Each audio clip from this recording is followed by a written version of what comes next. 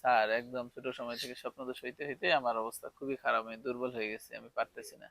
আরেকটা ব্যাপার থেকে অনেকে বলে যে হস্তমৈথুন করতে করতে আমার জীবন শেষ করে ফেলছি, স্যার ভুল করছি।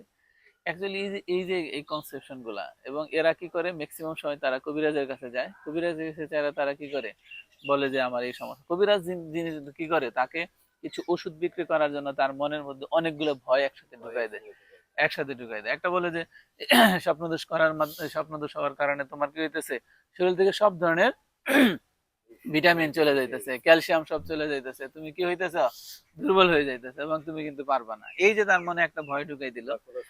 হ্যাঁ, হ্যাঁ, এই যে এই ব্যাপারটা সে কি করে সবসময় তার মধ্যে ঢুকাই দিয়ে রাখে। আরেকটা ব্যাপার থাকে, সে এই যে সে চিন্তা করে যে আমি তো এইটা করছি, হস্তমৈথুন করছি, এই জন্য আমি কি হবে না, এক সময় আমি আর পারবো না। এই যে তার মধ্যে আরেক।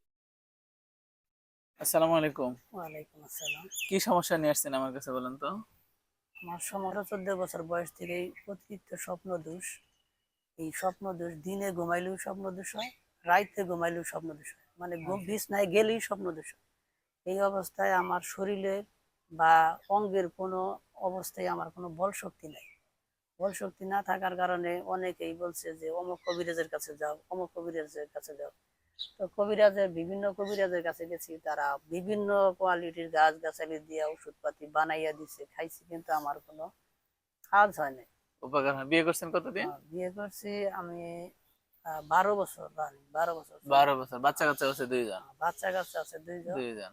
এখন এখন হচ্ছে সময় পাচ্ছেন না। এখন সময় পাচ্ছি না। সবচেয়ে বড় সমস্যা হলো সময় পাচ্ছি না, আর তারপরে বড় সমস্যা শরীর হলো যে দুর্বল। শরীর অত্যন্ত দুর্বল, আমার কাজ করার মতো কোনো শক্তি নাই কাজ আচ্ছা, করার কাজ মতো। করার যে করার জন্য তো একটা ভয় দেখায় দেয়। এখন সেক্সের যে যেটা হচ্ছে আমি বলি, এটা হচ্ছে পুরাটাই হচ্ছে মানসিক, হ্যাঁ।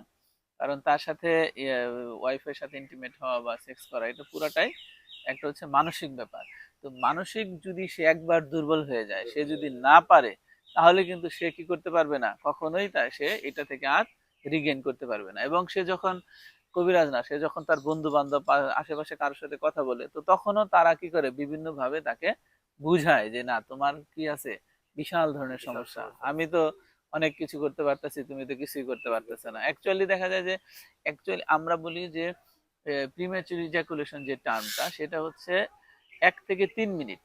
এটাও হচ্ছে নর্মাল। 1 থেকে 1 মিনিটের কম সময় যদি তার পিনিটেটিং সেক্স থাকে, হ্যাঁ, তাহলে এটাকে আমরা বলতে পারি যে তার প্রিম্যাচুর ইজাকুলেশন। কেউ দেখা যায় 10, 15, 20 মিনিট করতেছে, তারপরেও সে মনে করতেছে যে তার তার জন্য এটা কি না, এনাফ না। অ্যাকচুয়ালি কিন্তু এটা তার জন্য এনাফ। এই জন্য তো আমরা অনেকগুলো মেনুবার আছে, আমরা বলে দেই কিভাবে সে এটাকে ইমপ্রুভ করতে পারে, কিছু ওষুধ আছে। কিন্তু তার থেকে সবচেয়ে বড় ব্যাপার হচ্ছে মন থেকে কি হইতে হবে, হ্যাঁ, প্রফুল্ল শক্তিশালী রাখতে হবে।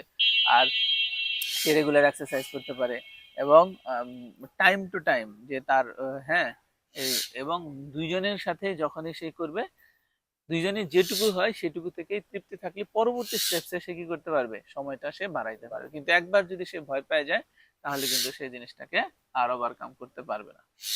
হ্যাঁ, এই জন্য আমরা এইসব চিকিৎসাগুলা কবিরাজের কাছে বা বিভিন্ন হোমিওপ্যাথি এগুলোতে না যেয়ে, আমার মনে হয় যে একদম স্পেশালিস্ট একজন ডক্টরের, হ্যাঁ, অ্যান্ড্রোলজিস্ট, ইউরোলজিস্ট এন্ড অ্যান্ড্রোলজিস্ট